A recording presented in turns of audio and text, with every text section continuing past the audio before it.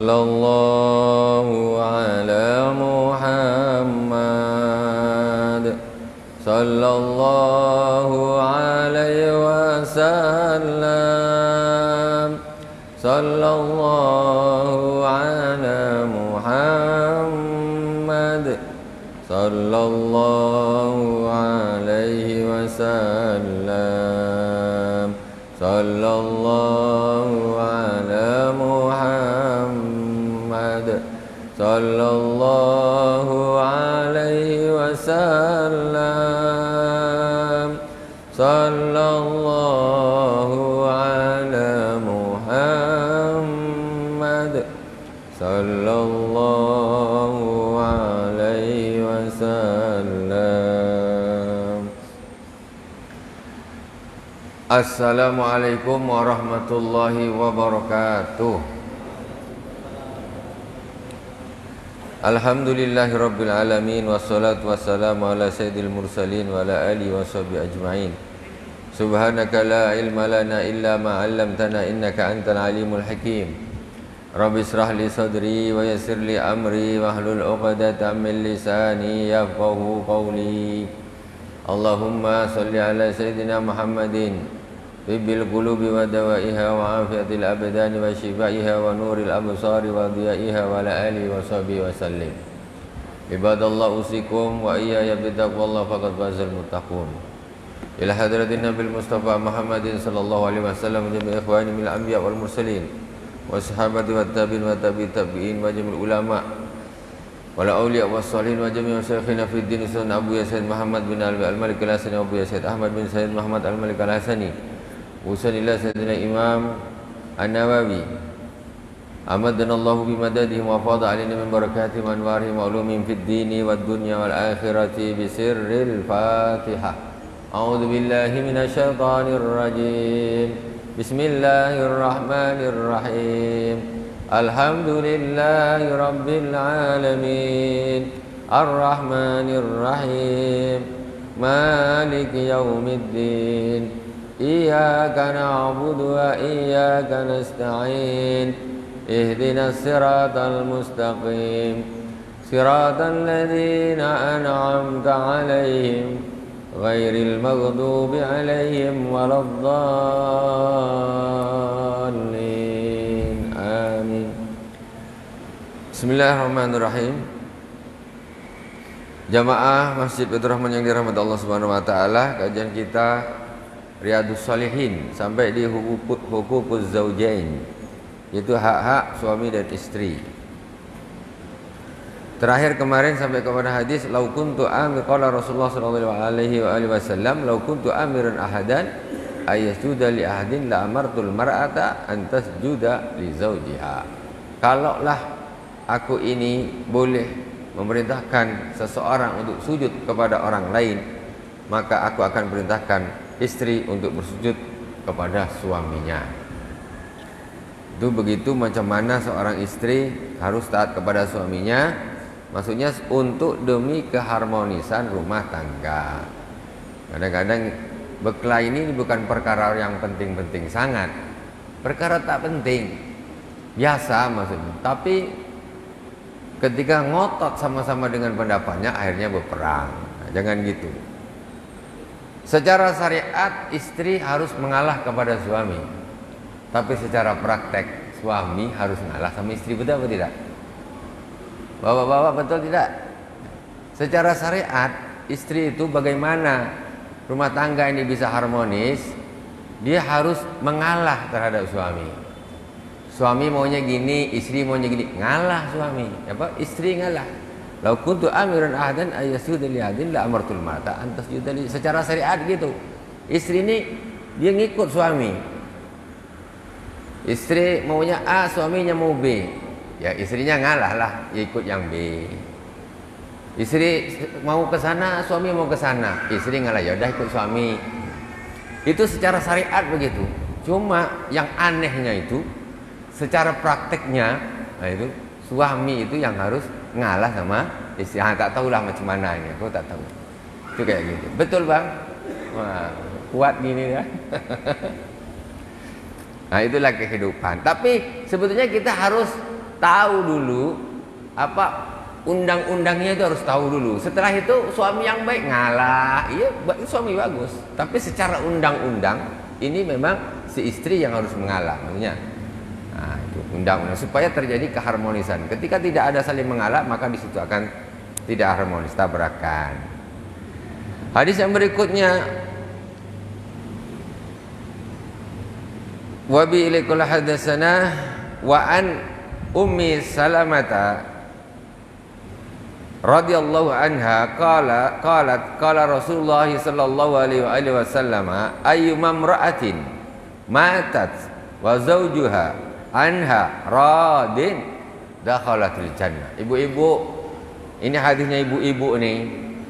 Bukan karena saya laki-laki, tidak. Ini hadis Rasulullah sallallahu alaihi wasallam. Kadang-kadang orang mendengarkan ilmu ini harus netral dulu, netral. Aku pokoknya pasrah apa yang disabdakan Rasulullah, apa yang difirmankan Allah Subhanahu wa taala, aku netral dulu. Nah, kita harus netralkan diri supaya kita bisa menerima.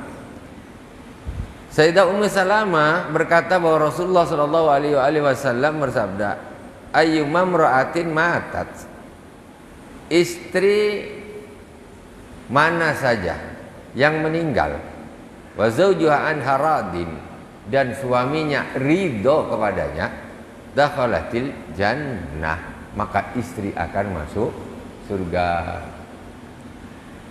Seorang istri meninggal dunia, suaminya ridho, istriku baik, nurut, nggak rewel, pokoknya aku senang, masuk surga. Gitu saja senang. Bukan berarti tak sholat, ya sholat lah. Mana tak sholat pula. Ya syariat secara umum dilakukan, setelah itu taat sama suami. Jadi suami ketika istrinya taat, ridholah dia. Ketika meninggal ridho, sedih ridho, sayang sama istrinya ridho, betul, masya Allah. Wah, jangan jadi istri ketika meninggal semuanya, padan muka kau bagus, aku ganti baru. Nah kan, ini bahaya ini. Berarti sewaktu hidup ini tidak harmonis. Dia tidak meridhokan hati suaminya. Tapi suaminya gitu juga, harus yang soleh, yang bagus. Ini suaminya tak betul, dia minta diridhokan terus. Ya tak bisa gitu. Maksudnya ketika suami di jalannya betul, istri wajib taat. Tidak maksiat kepada Allah, wajib taat. Jangan bikin marah, gelisah, dongkol. Jangan. Ketika meninggal dijamin surga oleh Rasulullah SAW. Ibadah biasa-biasa saja, Bu. Biasa-biasa saja ibadah. Enggak kayak apa gitu. Yang penting yang fardu-fardu dilakukan. Setelah itu macam mana ketika mati suamiku ridho kepada aku, masuk surga. Begitu saja. Itu sabda Rasulullah SAW. Hadis berikutnya, wa an Muadz bin Jabal radhiyallahu anhu anin Nabi sallallahu alaihi wasallam qala la tu'dhim ra'atun zawjaha fid dunya illa qalat zawjuhu minal hur al-ain la tu'dhih qatalakillahu fa inna ma wa indaki dahailun yusiku ayyufarikaki ilaina. Dahailun. Hadis diriwayatkan oleh Sayyidina Muadz bin Jabal. Rasulullah sallallahu alaihi wasallam bersabda, la tudhim ra'atun zawjaha fid dunya. Tidaklah seorang istri menyakiti suaminya di dunia. Tidaklah seorang istri menyakiti suaminya di dunia illa qalat zawjuhu minal hurin ain la tudhih, kecuali istri atau calon istri di akhirat nanti, maksudnya bidadari minal huril ain, bidadari mengatakan la tu'dhih qatalakillah. Jadi kalau ada seorang istri menyakiti suaminya, bidadari akan menjadi calon istri si suami yang disakiti. Dia bilang sama si istri yang di dunia ini, kau jangan sakiti dia, celakalah engkau. kata bidadari-bidadari di surga, calon istri suami yang tadi disakiti. Langsung belain. Jadi di surga udah ada yang nanti. Wah ini, kau jangan sakiti dia. Fa innama huwa indaki dahailun. Sesungguhnya dia itu bersamamu sementara saja. Kata si bidadari-bidadari di surga. Engkau tuh sebenarnya sama dia sementara saja. Yusiku ayyu fariqaki ilaina. Sebentar lagi ia akan berpisah denganmu dan akan bersama kami, kata bidadari. Tidak ketemu. Seorang istri yang durhaka kepada suaminya nggak ketemu. Nanti di akhirat si istri ke neraka, si suami dapat istri baru bidadari. Dia udah belum ini sudah dari kamu, jangan sakiti dia. Engkau akan celaka nanti. Sebentar lagi dia akan berpisah denganmu, engkau akan berpisah dengannya dan dia akan bersama kami. Engkau di akhirat tak sama dia. Itu hadis diriwayatkan oleh Al-Imam Sayyidina Mu'adz bin Jabal. Jadi ada yang cemburu. Suami soleh disakiti sama istrinya, ada yang cemburu di surga. Kau jangan sakiti dia, cemburu kan namanya. Makanya jadi suami yang soleh, jadi dibelain sama bidadari. Ini tidak. Kelakuan tak betul, nak dibela bidadari. Jadi apa pun dia kata bidadari, aku tak mau pun dengan kau, kata dia. Apa lagi? Kau nak minta doa pula. Dia pula nyakiti istri. Siapa nak jadi bini kau, kata bidadari. Tapi kalau soleh, walaupun istri yang asli di dunia ini menyakiti dia selalu membela, cemburu terhadap suami-suami yang soleh. Istri soleha, ya tentu akan bersama suaminya. Kemudian An Usamah bin Zaidin radhiyallahu anhuma anin Nabi sallallahu alaihi wasallam qala ma taraktu ba'di fitnatan hiya adarru 'ala ar-rijali minan nisa. Rasulullah sallallahu alaihi wasallam bersabda, tidaklah aku tinggalkan setelah aku fitnah yang lebih berbahaya daripada laki-laki yang difitnah perempuan-perempuan. Fitnah bahaya luar biasa. Laki-laki yang difitnah oleh perempuan-perempuan. Ma taraktu ba'di fitnatan ya adarru 'alal rijal minan nisa. Jadi tidaklah aku tinggalkan nanti setelah aku suatu fitnah yang paling berbahaya bagi laki-laki adalah perempuan. Jadi cobaan, perempuan itu cobaan, sabar. Yang jadi perempuan ya jangan jadi fitnah bagi suami agar tidak termasuk di sini. Jadi kalau jadi fitnah berarti yang termasuk di sini. Jadi fitnahnya laki-laki setelah Rasulullah SAW itu adalah perempuan. Duit fitnah juga, pangkat fitnah juga. Tapi perempuan ini lebih lagi berbahaya, lebih berbahaya. Sekarang kita tengoklah ya Allah, pergaulan zaman sekarang nih, anak-anak muda. Malam ini tengok, jaga anak-anak, anak perempuan, anak muda, anak tua pun jaga juga. Ini tidak tua-tua keladi.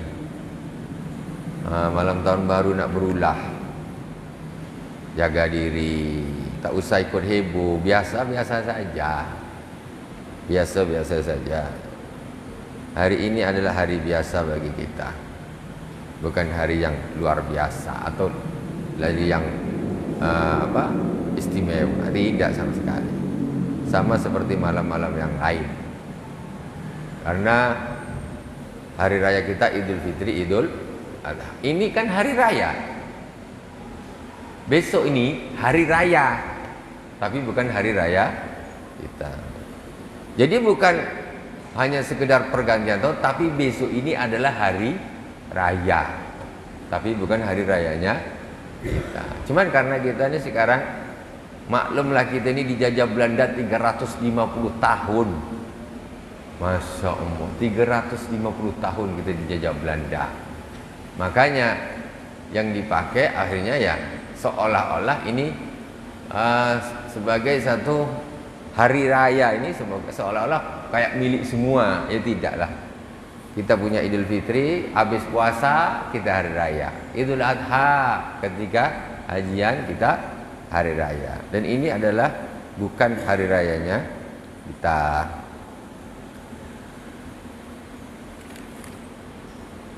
Qala Allah Ta'ala a'udzu billahi minasyaitonir rajim. Bismillahirrahmanirrahim. Kita lanjutkan bab tentang memberi nafkah ya terhadap keluarga. Kewajiban memberi nafkah terhadap keluarga. Wa 'alal mauludi lahu rizquhunna wa kiswatuhunna bil ma'ruf. Dan kewajiban bagi ayah atau suami, ayah memberi makan kepada anaknya, rizquhunna wa kiswatuhunna, dan kepada ibunya ya, kepada keluarganya beri pakaian juga, rezeki pakaian bil ma'ruf, dengan baik. Tanggung jawab suami, tanggung jawab kepala keluarga. Jangan cuman sekedar nikah saja habis itu tinggal lari tak ngurus. Makan anak bini suruh nyari sendiri. Nah, jangan gitu, tanggung jawab suami itu. Kalau gitu siapapun bisa. Wa qala ta'ala yunfiq dzu sa'atin min sa'atihi wa man qudira 'alaihi rizquhu falyunfiq mimma ataahu Allah. La yukallifu Allahu nafsan illa ma ataaha. Hendaklah orang-orang yang mempunyai keluasan harta berinfak ya, menurut kemampuannya. Kalau duitnya banyak, infaknya banyakkan. Wa man qudira 'alaihi rizquhu falyunfiq mimma ataahu Allah. Dan siapa yang rezekinya qudira 'alaihi, yaitu sempit, yang enggak banyak, maka hendaklah berinfak sesuai apa yang Allah berikan kepada. Yang sikit pun itu harus berinfak juga sesuai dengan apa yang dia dapat. Yang ada satu bulan bisa berpuluh-puluh juta, ya infaknya sesuai dengan penghasilan. Yang cuma satu bulan 1 juta dia dapat, ya tetap harus berinfak. Bukan berarti melarat itu tidak berinfak, tetap harus berinfak walaupun sedikit. Rasulullah SAW bersabda, ittaqun nar walau bisikit tamrah. Takutlah kalian kepada neraka walaupun kalian ini hanya bersedekah separuh biji kurma. Biji kurma segini masih dipotong 2 diinfakkan. Maksudnya apa? Memang tak ada lagi, bukan dia punya kebun kurma cuma infak kurma di sebelah gitu, tidak. Maksudnya kita dengan profesi, dengan harta seberapapun, yang banyak juga harus berinfak, tapi sesuai dengan yang dimiliki. Yang sedikit pun tetap harus berinfak sesuai dengan yang memang bisa jadi 5.000, ya sudah. Bisa jadi 2.000, ya 2.000. Memang macam mana, kami memang tak kaya. Kalau kami kaya, punya Velfire, Pajero Sport 2, 5, tentu aku tak ngasih 2.000 rupiah. Ngasih 2.000 rupiah ini apa benda? Jadi hendaklah orang yang mempunyai keluasan harta berinfak dari keluasan hartanya tadi. Maksudnya jangan loke. Gajinya puluhan juta, 5.000 infaknya. Di sini mereka yang gaji 1,5 juta 5.000 juga. Sama kan? Engkau 5.000, aku 5.000 juga kata dia. Iyalah, engkau berapa puluh juta sebulan, bakhil. Sesuaikan dengan hasil, sesuaikan dengan rezeki yang Allah luaskan. Ini perintah Allah nih. Yunfiq dzu sa'atin min sa'ati wa man qudira 'alaihi rizquhu falyunfiq mimma atahu Allah. Barang siapa yang rezekinya sedikit, tetaplah berinfak sesuai yang Allah berikan kepadanya. La yukallifullahu nafsan illa ma ata. Allah tidak membebani suatu jiwa kecuali sesuai dengan apa yang Allah berikan kepadanya. Kalaulah Allah 1 bulan cuma ngasih 1 juta, Allah tak akan nuntut sedekahnya 2 juta. Tak. Lah makan apa? Tetapi orang yang puluhan juta, ratusan juta, senang aja kalau 1 juta, 2 juta senang. Senang. Jadi sesuai. Ini maksudnya begitu pentingnya sedekah. Sampai walaupun memang dah tak bisa lagi, kurma kerat nih pokoknya sedekahkan aja, jangan sampai tidak sedekah. Ya. Nilainya bukan banyaknya, tapi kita ini mampunya seberapa. Wa qala ta'ala wa ma anfaqtum min syai'in fa huwa yukhlifuh. Allah Subhanahu wa taala berfirman, barang siapa apa-apa yang kalian infakkan dari sesuatu, maka Allah akan menggantinya. Tengok. Ya Allah, ini ayat nih kita ambil masukkan sini. Ambil. Masukkan sini. Apa-apa yang kalian infakkan dari segala sesuatu, fahuwa yukhlifuh, maka Allah akan menggantinya. Dah paham belum nih, coba bayangkan. Berarti duit tak berkurang, Pak. Mana berkurang duit? Allah ganti. Sekarang contoh nih, umpamanya ada orang bilang ke Pak Amri, tolong kasihkan anak tuh duit 200.000. Aku kasih Pak Amri sekarang 200.000. Berat tak? Ya tak berat lah, langsung diganti kok. Dia ambil nak, langsung orang ini ngasih 200.000, kan gitu. Tapi kita intikot kita yang kurang. Gitu. Ini Al-Quran loh nih, Al-Quran loh nih. Jadi tidak ada istilahnya orang berinfak itu duitnya hilang, cuma nggak langsung nampak gitu. Kalau langsung nampak semua orang dermawan. Dia keluarkan dari kocek sini 100.000 infakan kepada satu zub di sini. Balik 100 lagi. Semua orang berinfak. Cuma dia masuknya ke kocek ini tak nampak masalahnya. Jadi kita ini diganggu oleh setan. Keyakinan kita, itikad kita digoyangkan oleh setan. Jangan. Nanti untuk beli ini belum lagi. Pulsa habis, apa segala macam. Jangan. Ayolah, tak jadilah. Gitu. Padahal ayat ini, wa ma anfaqtum min syai'in fa huwa yukhlifuh. Apa-apa yang kalian infakkan, maka Allah akan menggantinya. Diganti pas aja. Umpamanya nih, kita infak 100. Ada orang bilang, "Bang, kau kasih orang fakir miskin 100, aku ganti 100." Itu kita pasti tak berat. Kasih aja duit, aku tak hilang, ganti 100. Itu kalau pas, impas. Padahal Allah Subhanahu wa taala itu melipat gandakan. Sekarang ada orang bilang, "Coba tolong fakir miskin kali kasih 100.000, aku kasih kau 500." Kita berebut tak? Aku aja yang ngasih, kan gitu. Ada orang berdiri di pintu nih. Siapa yang mau infak kepada anak nih 500.000, aku kasih 1 juta. Berebut orang. Sebentar, aku ambil duit aku. Kasih 500 dapat 1 juta. Untung 500.000. Karena itu baliknya ini tak langsung. Itu dia masalahnya. Itulah ujian bagi kita, yakin apa tidak. Itu masalahnya. Wa ma anfaqtum min syai'in fa huwa yukhlifu. Apa yang kalian infakkan, maka Allah akan menggantinya. Selesai. Berarti orang yang berinfak itu duitnya tak kurang. Yang bilang kurang itu setan. Karena setan ingin kita jadi orang bakhil. Itu saja. Kalau dah bakhil jauh dari Allah, itu tujuan setan. Kalau dah bakhil jauh dari manusia, kalau dah bakhil jauh dari surga, itu semua tujuan setan.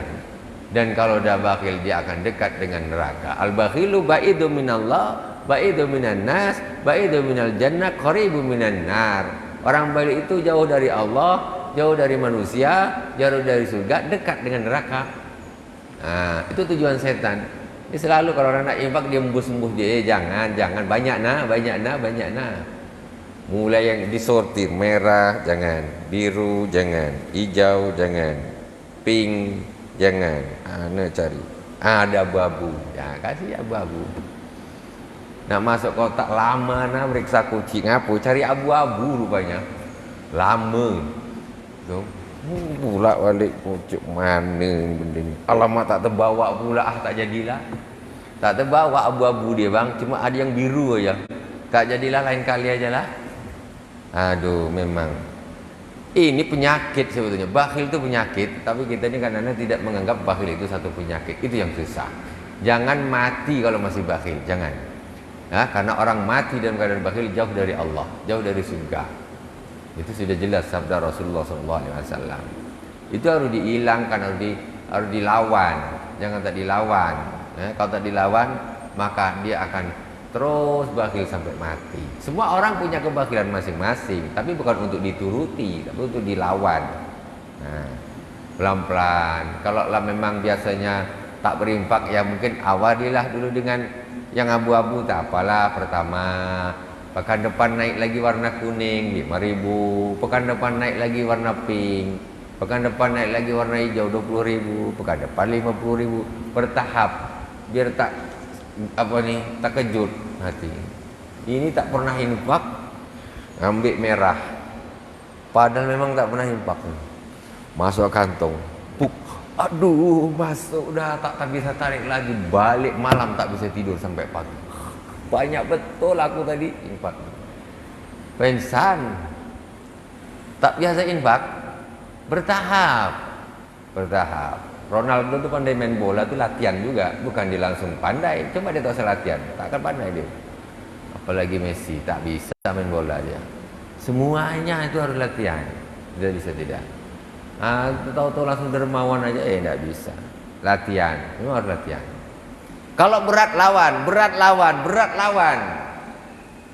Kalau tidak dilawan, ditakutkan, termasuk hadis Rasulullah SAW, salatun mukhlikat, suhun muta, nomor 1. Ada 3 perkara yang akan membinasakan ranking 1. Ranking 1 jadi kata Rasulullah, suhun muta, perasaan bakhil, kikir yang ditaati. Maksudnya kikir ditaati itu apa? Itu sayang tak jadi, sayang tak jadi, sayang tak jadi, itu namanya menuruti. Nah ngasih 20.000, banyak betul, tak jadi ya, ganti 5.000 aja. Nah ngasih 50.000, banyak betul, tak jadi. Ini namanya menuruti. Syuhun muta, kikir yang dituruti. Yang dituruti kayak gitu. Nah ngasih 20.000, kok rasa sayang, lawan, masukkan saja. Tahu rasa kau setan, masuk dia sudah ke kota. Iya, tak percaya, cobalah abang. Coba kalau tak percaya. Ketika abang nak infak nih 50.000 maunya, banyak betul 20.000 saja. Jadi itu nanti keterusan tuh, atau 2.000 saja. Tapi coba ketika berat tuh kita lawan, itu ada kelazatan. Mamanya 20.000 20.000 banyak betul, lihat banyak betul lah. Ini setan ini, yakin setan. Paksakan masukkan. Masuk kau. Baru tahu rasa kau setan. Bangga di sini bisa ngalahkan setan. Itu. Jangan nuruti hawa nafsu. Nah ngasih orang 100.000 atau 50.000 100.000. Karena dia akan selalu mencari yang lebih sedikit. Sayang, jangan banyak-banyak, jangan diturutin seperti itu. Lawan, kasih 100.000, kasih. Ingat, apa-apapun yang kalian infakkan, maka Allah akan menggantinya. Lega sudah, alhamdulillah. Gitu. Itu harus sampai kepada tahap nanti kita berinfak tuh rasanya ringan. Bakhilnya hilang. Rasulullah SAW adalah seorang nabi kita, orang yang berinfak tidak takut melarat. Kalau kita jangankan mikir takut melarat, takut duit berkurang, dompet 10 lembar isi, kalau aku tarik tinggal 9. Tidak berpikir nih, jangan berpikir. Rasulullah ini tak takut melarat. Ya Allah, hewan ternak 1 lembar dikasihkan semua sama orang. Tak masuk akal sampai, kok bisa orang kayak gini dermawannya. Terus macam mana? Rasul itu adalah manusia yang ketika berinfak dia tidak takut melarat. Nah gitu. Kalau kita nih, ya Allah, bukan main bakhilnya. Ya Allah, mudah-mudahan Allah menghilangkan sifat-sifat bakhil di hati kita semuanya nih. Nabi kita ini dermawan kok, kita jadi umatnya jadi orang yang bakhil. Jangan. Wa an Abi Hurairah radhiyallahu taala anhu qala Rasulullah sallallahu alaihi wasallam, dinarun anfaqtahu fi sabilillah wa dinarun anfaqtahu fi raqabatin wa dinarun tasaddaqta bihi ala miskin wa dinarun anfaqtahu ala ahlik a'zamuha ajran alladhi anfaqtahu ala ahlik. 1 dinar kalian infakkan di jalan Allah Subhanahu wa taala. 1 dinar kalian infakkan untuk hamba sahaya. Wa dinarun tasaddaqta bi ala miskin, 1 dinar yang kalian infakkan untuk fakir miskin. Wa dinarun anfaqta ala alik, ataupun 1 dinar yang kalian infakkan untuk keluarga kalian. A'dhamu ajran, yang paling besar pahalanya di antaranya semuanya itu, yaitu alladzi anfaqtu ala ahlik, yang diinfakkan kepada keluargamu. Paham, Ri? Paling banyak kalau dikasih ke bini. Baik tu. Iya pula, sementara ni kadang suami-suami ni tak ngaji. Ketika dia ngasih ke istri ini dianggap macam bukan infak. Salah tu.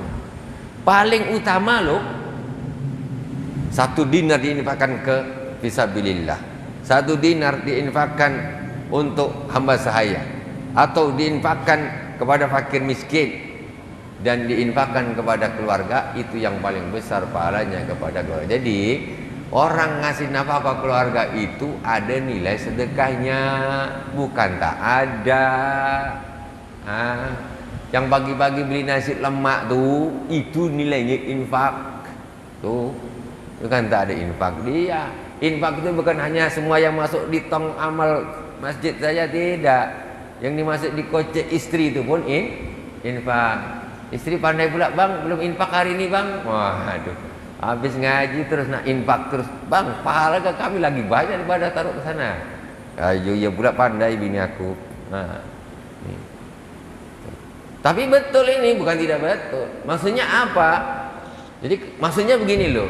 Ada para suami-suami ini yang mereka ini nggak peduli sama keluarganya, sama istri anaknya ditinggal, nggak dinafkahi. Sementara punya dia justru ngasih orang. Bininya tak dikasih duit. Dia nak infak ke sini, salah. Itu dulu. Keluarga dulu, itu pahalamu besar ada di situ. Jadi bapak-bapak yang pelokek, mudah-mudahan hari ini tak pelokek lagi sama bininya, ya. Jangan pelokek dengan sakit hati, bini udah masak penat, duit belanja segini aja, mulai besok nabung, Bu. Dermawan bapak-bapak, insyaallah. Nabung. Pahala, ya. Tengok, sebetulnya apa-apa tuh kalau kita betul-betul kita amalkan, ya, itu insya Allah enak. Ilmu itu akan menancap ketika kita dengar, kita lakukan. Kita dengar, kita lakukan. Dia baru bisa nancap masuk ke dalam hati. Tapi kalau dengar, angin lalu, tak bisa. Dengar, amalkan, masuk dia ke dalam hati. Dengar, amalkan, masuk dalam hati.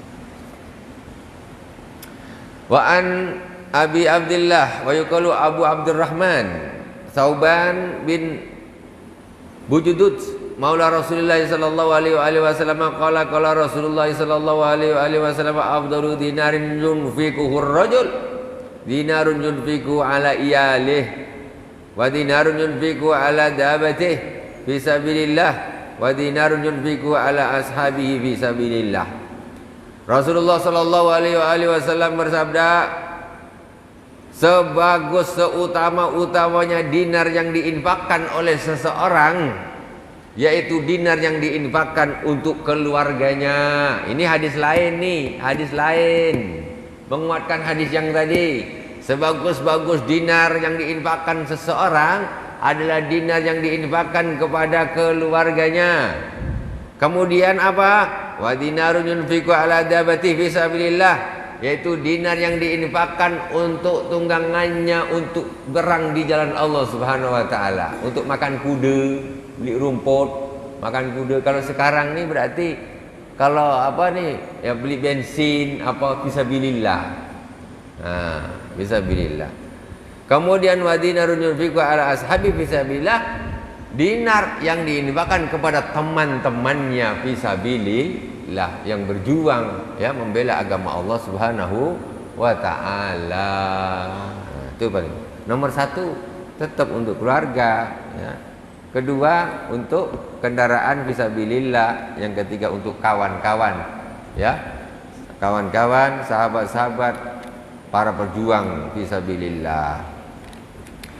Wa an Ummi Salamah radhiyallahu anha qalat qultu ya Rasulullah hal li ajrun fi bani Abi Salamah an unfiqa alaihim walastu bitarikatihim hakadha wa hakadha innama hum baniya. Faqala na'am laki ajruha ma anfaqti alaihim.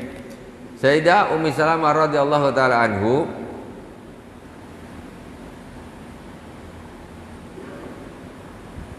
bersabda, apakah hali ajrun fi bani Abi Salamah, apakah saya berpahala ketika saya ini berinfak untuk anaknya Abi Salamah, ya, anaknya Abi Salamah itu aku infak kepada dia. Walastu bitarikim hakadha, karena aku nggak tega membiarkan dia kesusahan, jadi aku infaklah ke dia. Wa innama hum baniya, karena sungguhnya mereka itu juga anak aku, katanya. Bukan anak banyak Abi Salamah saja. Faqala na'am laki ajru ma anfaqti alaihim. Kata Rasul, ya, engkau akan mendapatkan pahala atas apa yang kau infakkan kepadanya, yaitu anaknya Abi Salamah, yaitu anaknya dia juga. Nah, dia Ummi Salamah, suaminya namanya Abi Salamah. Namanya anaknya berarti Salamah anaknya. Jadi seorang istri yang menafkahi anak-anaknya itu juga berpahala. Itu memang kewajibannya sih kewajiban bapaknya. Tetapi di sini Ummi Salamah nengok, waduh, ini anak-anak ini nggak terperhatikan. Aku punya duit, udahlah aku aja lah yang ngasih duit. Kata si istrinya ini tadi. Berpahala tak ya Rasulullah? Tetap kau berpahala, kata Rasulullah. Jadi tetap pahala, maksudnya ada pahala infaknya di situ. Wa an Sa'din bin Abi Waqqas radhiyallahu taala anhu fi hadisi at-tawil alladhi qaddamnahu fi awal kitab fi bab niyati anna Rasulullah sallallahu alaihi wasallam qala lahu wa innaka lan tunfiqa nafaqatan tabtaghi biha wajha Allah illa ujirta biha hatta ma taj'aluhu fi imra'atik. Rasulullah sallallahu alaihi wasallam bersabda kepada Sa'ad bin Abi Waqqas, berkata kepada Sa'ad bin Abi Waqqas, wa innaka lan tunfiqu nafaqatan, tidak, dan engkau tidaklah engkau menginfakkan satu nafkah tabtaghi biha wajh Allah, yang kau niatkan untuk mencari ridha Allah Subhanahu wa taala, illa ujirta biha, maka engkau pasti akan diberi pahala oleh Allah Subhanahu wa taala dengan infak tersebut. Hatta ma taj'alu fi imra'atik, hatta ma taj'alu fi imra'atik, sampai apa-apa yang kau masukkan ke dalam mulut istrimu. Maksudnya apa? Yang ngasih nafkah untuk makan, untuk makan, untuk makan, untuk makan. Itu juga berpahala. Wa an Abi Mas'udin Al-Badri radhiyallahu anhu anin Nabi sallallahu alaihi wasallam qala idza anfaqta ar-rajulu ala anihi yahtasibuha wa huwa lahu shadaqah. Cuman sekarang nih yang diperlukan niat. Kadang-kadang kita ini niatnya tak ada, jadi kemantapan kurang. Jadi Sayyidina Rasulullah SAW bersabda, ketika seorang suami idza anfaqa rajulu ala ahli, ketika seorang suami berinfak untuk keluarganya, yahtasibuha fa huwa lahu shadaqah, dan dia niatnya adalah karena Allah Subhanahu wa taala, mengharap pahala dari Allah, mengharap ridho dari Allah Subhanahu wa taala, fa huwa lahu shadaqah, maka itu menjadi sedekah baginya. Maksudnya gini, menjadi seorang suami atau ayah itu ketika berinfak ini jangan lepas dari Allah Subhanahu wa taala. Niatkan ini untuk karena Allah Subhanahu wa taala, mencari ridha Allah, mengharapkan pahala dari Allah Subhanahu wa taala.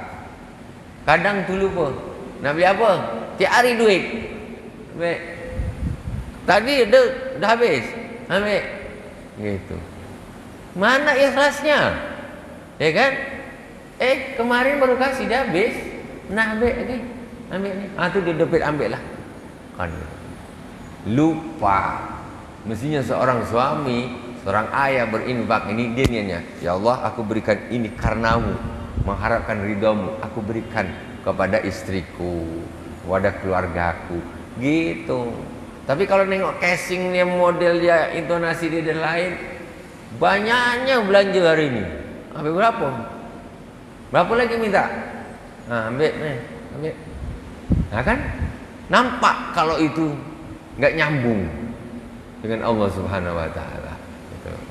Jadi usahakan ketika berinfak nih, memberikan kepada keluarga itu tetap niatnya mencari ridha Allah Subhanahu Wa Taala, ya, karena Allah Subhanahu Wa Taala semuanya menjadi bernilai pahala.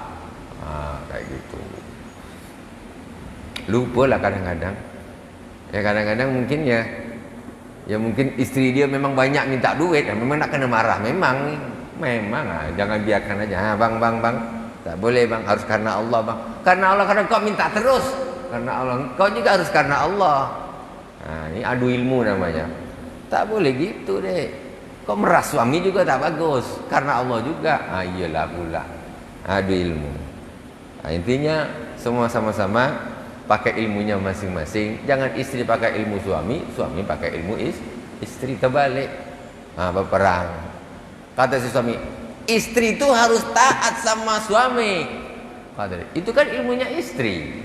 Suami pula dia bilang, kau harus taat dengan aku, kau nak masuk surga tak? Kata dia, waduh, itu salah pasang ilmu namanya. Kau tahu tak, Nabi itu kalau suruh orang sujud, suruh istri sujud sama suaminya. Jangan gitu, mentang-mentang suaminya. Itu salah pasang ilmu. Itu ilmunya istri. Istri harus pasang ilmu itu macam mana taat kepada suaminya. Ya, suami ya punya ilmunya suami. Wa ashiruhunna bil ma'ruf.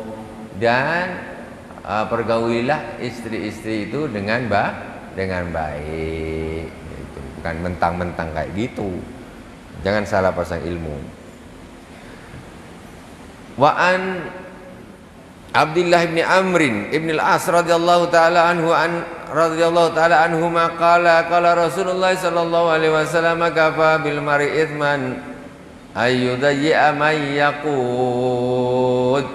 Rasulullah sallallahu alaihi wasallam bersabda, cukuplah bagi seseorang itu berbuat dosa dia ketika dia menyia-nyiakan orang yang mestinya dinafkahi.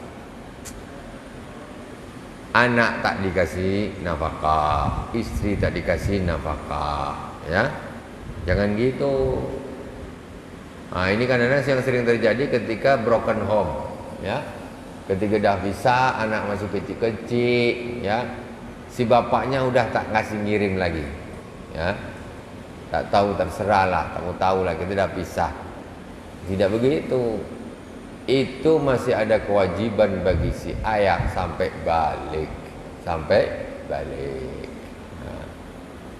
Si istri jaga, ya, si suami ngasih makan lah. Jadi kewajiban seorang ayah itu menafkahi anak-anaknya sampai balik. Itu yang kewajiban aslinya, sampai balik. Seketika sudah balik, kalau nak dibayarin lagi itu namanya sosial. Jadi secara hukumnya kewajiban itu batasnya sampai balik. Tetapi ketika dia sampai setelah balik terus ya itu namanya kejiwaan. Itu anak aku, itu aku Nabi. Tapi dari sisi wajib tidak, karena yang balik itu sudah bisa mandiri, bisa cari makan sendiri apa. Tapi bukan berarti tak usah, ya tidak. Kalau bisa, kalau punya ya tetap dibiayai. Cuma dari sisi wajibnya itu sampai balik. Ini kadang-kadang belum balik pun sudah tidak dihiraukan sudah. Ini tak boleh. Wa Nabi Hurairah radhiyallahu anhu anna Nabi sallallahu alaihi wasallam. Jadi dosa ya hukumnya. Dosa hukumnya ketika seorang ayah tidak menafkahi anak-anaknya. Dosa. Itu isman, bukan tidak dosa. Wa Nabi Hurairah radhiyallahu anhu anna Nabi sallallahu alaihi wasallam qala ma min yaumin yusbihul ibadu fi illa malakan yanzilani fayaqulu ahaduhuma Allahumma ati munfiqan khalafa Allahumma ati munfiqan khalafa wa yaqul akhar Allahumma ati mumsikan talafa. Rasulullah sallallahu alaihi wasallam bersabda, setiap pagi, setiap subuh, ada dua malaikat yang turun. Ketika hamba-hamba Allah Subhanahu wa taala masuk waktu subuh, maka ada dua malaikat yang turun. Setiap subuh, besok subuh ini ada dua malaikat subuh. Besok pagi subuh itu ada dua malaikat turun setiap subuh. Fayaqulu ahaduma, yang satu berdoa, Allahumma ati munfiqan khalafa, ya Allah, berilah orang yang berinfak ganti ya Allah. Subuh-subuh itu diturun ke bumi berdua, kawan ya saing. Yang satu doa, ya Allah, berilah orang yang berinfak ganti ya Allah. Yang satu. Wa yaqul akhar, kemudian yang malaikat satunya berdoa kepada Allah, Allahumma ati mumsikan talafa, ya Allah, berikanlah orang yang mumsik. Mumsik ini gini, ini namanya mumsik. Mumsik ini gini, pegang duit kenceng ini, tak bloke. Mumsik, tak mau dia ngulo ni, tak mau ngulo dia. Gini tangannya, gini terus. Tak mau. Kuat dia pegang. Ini namanya mumsik, tidak mau berinfak. Ya Allah, berikanlah orang yang tidak mau berinfak talafa, kerusakan. Kerusakan. Wallahu subhanahu wa ta'ala dalam dah masuk salat fardu isya. Kita lanjut nanti di pertemuan yang akan datang. Jadi intinya apa? Orang mau berinfak atau tidak mau, duitnya tetap hilang. Yang satu hilang diganti, yang satu hilang musnah karena didoakan oleh malaikat. Yang tak mau infak, kasih kerusakan ya Allah. Jadi tetap hilang duit itu.